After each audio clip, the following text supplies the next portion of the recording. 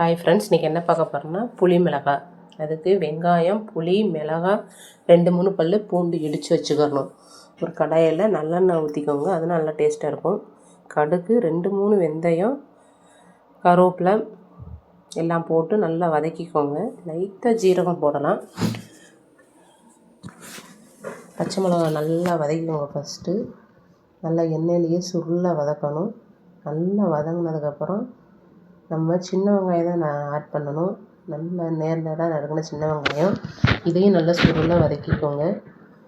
லைட்டாக மஞ்சள் பொடி நல்லா வதக்கினதுக்கப்புறம் சும்மா லேசாக ஒரு பிரட்டு பரனாலும் போதும். அப்புறம் நம்ம புளி ஊற்றினா அதில் வெந்துடும். ஒரு எலுமிச்சப்பழம் அளவு புளி ஊற போட்டு அந்த மிளகாய்க்கு தக்கன புளி ஊற்றணும். இது மாதிரி ஊற்றிக்கோங்க. எனக்கு நல்லா காரமாக இருந்தால் தான் பிடிக்கும், அதனால் கொஞ்சோண்டு வத்தப்பொடி போடுறேன்.